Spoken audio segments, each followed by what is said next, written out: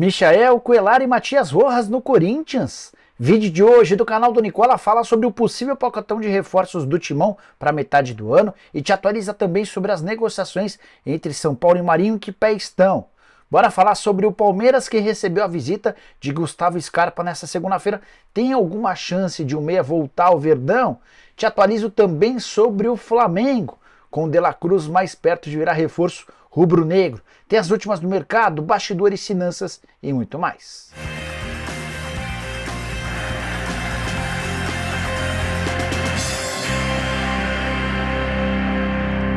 Fala aí pessoal, sou Jorge Nicola, bem-vindos a mais um vídeo do canal. Ótima terça-feira a todos vocês e sem perder tempo, só contar que todo esse conteúdo é um oferecimento de BetBoom. Tô colocando meus palpites para te ajudar na hora H. Tem Bahia e Santos para mim dar empate. Mesmo resultado para Fortaleza e Palmeiras e Cruzeiro e Grêmio. Já o Botafogo vence o Atlético Paranaense e o Corinthians empata com o Atlético Mineiro. Vale a lembrança de que essas são as partidas de volta. 2 semanas atrás a gente já teve a realização dos jogos de ida. E você gosta de futebol, é bom de palpite? Então pegue agora mesmo o link que eu vou deixar no comentário fixo e faça seu cadastro na BetBoom. Só não esquece de usar o código Nicola para ter direito a 100% de bônus no valor do seu depósito. Sempre lembrando que você precisa ter mais de 18 anos de idade para se divertir comigo. Agora sim, hora do giro de notícias. Quero começar informando que o Santos está de olho em Rafael Ratão, atacante brasileiro que pertence ao Toulouse, tem contrato até julho de 2024 e interessa também a um clube da Arábia Saudita. Já o Cruz Azul do México é o time interessado em levar o Moisés, que pertence ao Fortaleza. Cheguei a contar para vocês na segunda-feira que o Fortaleza havia sido comunicado sobre o interesse de um time mexicano. O problema é que o Fortaleza pede 5 milhões de dólares para fazer negócio. A impressão das pessoas que estão tocando as tratativas é de que com 4 milhões de dólares possa dar acordo. Quero falar também sobre Savarino. Lembram dele? Ex-jogador do Atlético Mineiro, está no Real Salt Lake e interessa ao Lion. A ideia é que caso perca de fato o Moisés, possa contratar o Savarino para o seu lugar, jogador pedido pelo Juan Pablo Voivoda. Fechando o giro de notícias, contar que o Gerson tem um novo empresário, meio atacante do Flamengo, que trabalhava há muitos anos com o seu pai e seu Marcão, passa agora a ser representado pelo Carlos Leite. Já a minha portuguesa venceu o Sérvia Hortolândia por 3-1 em jogo preparatório para a Copa Paulista. Os gols da Lusa marcados pelo Krigor, pelo Rochinha e pelo Denis. Rochinha que tem sido bastante elogiado. Bora te atualizar agora sobre a temperatura das negociações entre São Paulo e Marinho. Você deve ter lido ou ouvido que o Marinho foi afastado dos treinos no Flamengo e ainda multado. Depois de um ato de indisciplina, ele se recusou a viajar com o time na semana passada para o Chile. Desde esse episódio, São Paulo trabalha nas tratativas para contratar o Marinho. O Flamengo já concordou em liberar o jogador de graça a partir de 3 de julho. A grande dificuldade do São Paulo é chegar a um valor salarial para o Marinho, que ganha no Flamengo 800 mil por mês. Esse valor excede o que ganha, por exemplo, o Caleri, jogador mais bem pago do tricolor, que fatura 700 mil mensais. A estratégia do São Paulo é de oferecer um contrato mais longo ao Marinho com vencimentos menores. Antes de gravar o vídeo, conversei com um dirigente importante do São Paulo e perguntei se Marinho e São Paulo andava quente. A resposta foi, abre aspas, morno, fecha aspas. São Paulo tem a intenção, sabe que o Marinho gosta da ideia, mas ainda precisa chegar a um acordo financeiro. Há tempo para isso. Vale a lembrança de que ele não pode ser registrado pelo São Paulo antes de 3 de julho, ao contrário do Alexandre Pato, que estava desempregado quando do fechamento da última janela em 4 de abril. Assim que o Pato estiver à disposição fisicamente, vai ser relacionado e reestreia pelo tricolor. Só mais uma informação, Felipe Alves deve voltar a treinar pelo São Paulo nessa terça-feira. Ele pediu desculpas ao Dorival Júnior e a parte do elenco. Eu já havia dito para vocês que o Fortaleza não aceitou sua devolução e o São Paulo agora busca um clube interessado para negociar o goleiro, que é hoje a terceira opção na posição. Bora falar agora sobre o Santos e as tratativas com a QSI, a Qatar Sports Investment, aquele fundo do Qatar que administra o PSG. Existe otimismo na Vila Belmiro que possa haver um acordo. Não é uma SAF, o Santos não vai ter a necessidade de se transformar numa sociedade anônima do futebol. As partes hoje trabalham tendo o pai do Neymar como interlocutor para que a QSI abra uma empresa no Brasil e se torne uma parceira do Santos. O estatuto do clube permite, desde que o Santos abra uma sociedade em parceria com a QSI. O que o Peixe espera agora? Que tudo que foi discutido nos últimos dias seja colocado num papel e formalizado, para que o Santos possa submeter a aprovação do Conselho Deliberativo e também dos sócios. Seria a mudança de patamar financeiro do Peixe. E você, torcedor santista, é a favor da ideia? Use espaço para comentário, estou bem curioso para saber a sua opinião. Bora falar sobre o Flamengo com ótima novidade. Nessa terça-feira, os representantes de Nicolás de la Cruz, o meio atacante de 25 anos de idade, que pertence ao River Plate, desembarcam no Rio de Janeiro para se encontrar com os dirigentes do Flamengo. Já desde a semana retrasada, um entendimento entre o Flamengo e o de la Cruz. As partes vão se encontrar agora no Rio, informação divulgada pelo jornal O Dia, para que possa se estabelecer um acordo de tratativas em relação ao River Plate, que é a parte mais complicada para que o martelo seja batido.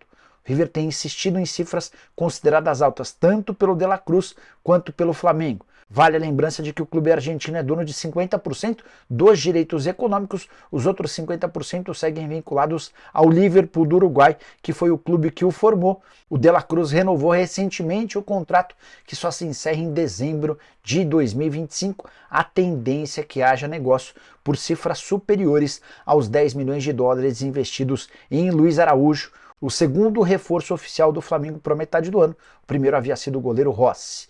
Para completar sobre o Fla, queria contar um bastidor importante.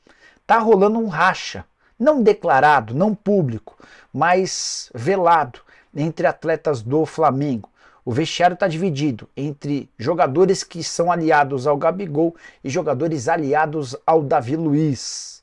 E para piorar a situação, o Felipe Luiz recentemente fez críticas ao modelo de jogo do time e passou a ser questionado e cornetado por Sampaoli e sua comissão técnica.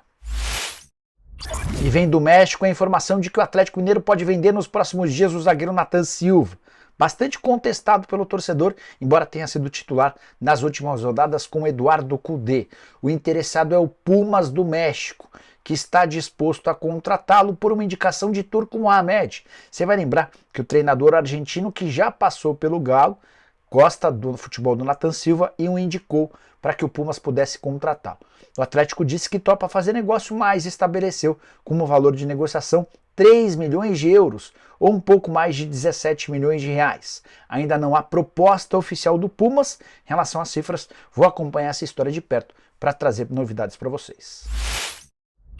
Hora de falar sobre o pacotão de reforços do Corinthians. O Timão vai ao mercado prometendo contratações importantes para julho. E a cada dia que passa surgem mais nomes interessantes. Primeiro, queria falar sobre Matias Rojas, meio atacante paraguaio, 27 anos de idade, vive as últimas semanas do contrato com o Racing. O vínculo por lá se encerra em 30 de junho.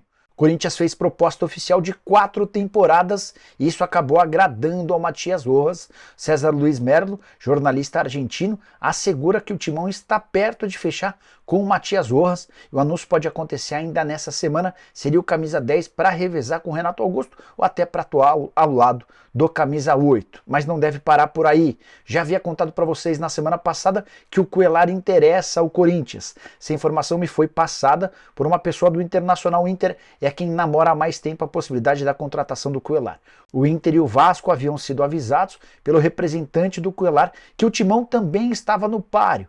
E agora dá para dizer que há uma sondagem do Corinthians em relação ao volante colombiano de 30 anos de idade. Ele tem contrato com o Al Hilal por mais uma temporada, ou seja, até junho de 2024. E o Al Hilal está pedindo 26 milhões de reais para negociá-lo. Para completar, o pessoal do GE trouxe a informação na noite dessa segunda-feira que o Michael, ex-jogador do Flamengo e do Goiás, também interessa. O Corinthians já teria procurado o mesmo Al Hilal pedindo o empréstimo do Michael por uma temporada com opção de compra. Acho difícil que o negócio saia nesse modelo, até porque o Al Hilal vinha insistindo na possibilidade até de manter o Michael, que é muito querido pelo torcedor. Se fosse para negociá-lo, apenas em definitivo, por algo na casa dos 40 milhões de reais. De qualquer maneira, são nomes interessantes e importantes que certamente vão deixar o torcedor corintiano mais animado, a menos que isso tudo não passe de um grande balão de ensaio para tentar gerar uma agenda positiva para o Corinthians, embora depois da vitória por 2-0 contra o Fluminense nem exista mais tanto essa necessidade.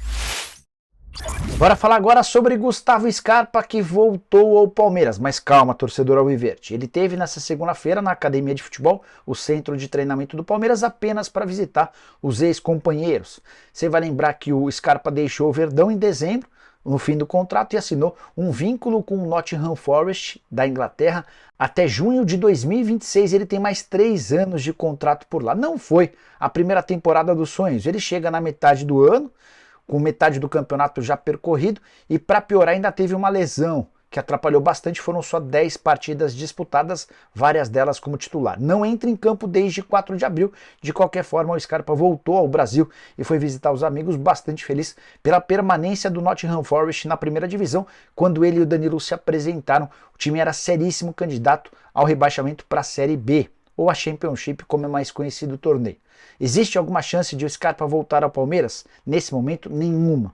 O Scarpa não conversou sobre isso com os dirigentes, está realizando o sonho de atuar no exterior e vai pretender jogar pelo menos mais 1 ou 2 temporadas na Inglaterra para tentar se firmar por lá. Bora fechar o vídeo para falar sobre uma notícia que preocupa o torcedor do Cruzeiro. O pessoal da TV Band Minas informa que Bruno Rodrigues, o principal jogador da Raposa em 2023, interessa a um clube japonês.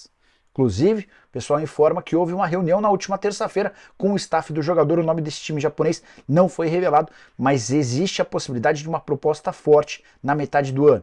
Os direitos federativos do Bruno Rodrigues ainda são ligados ao Tombense, embora o Cruzeiro tenha adquirido, na virada do ano, 33% dos direitos econômicos, com a promessa de pagamento de 4 milhões de reais em 20 parcelas. É também para evitar qualquer risco de perder o atleta que o Cruzeiro negocia há algumas semanas com o Eduardo Uran, o dono da Tombense, a aquisição de outra fatia dos direitos econômicos e, por consequência, a aquisição em definitivo dos direitos federativos. Só para lembrar que o Bruno Rodrigues tem na atual temporada 21 jogos, 7 gols e 5 assistências, 26 anos de idade, se encaixou perfeitamente no esquema do Pepa, cara que agride muito sem bola e no momento com bola consegue construir pelo lado do campo, mas também finalizar muito bem. Bom, pessoal, eram essas as informações que eu precisava dividir com vocês nessa terça. Quem curtiu o vídeo deixa like, se inscreve no canal e usa o espaço para comentários para deixar a sua opinião. Prometo ler o que todos vocês escrevem. Combinado? Abraço, tchau!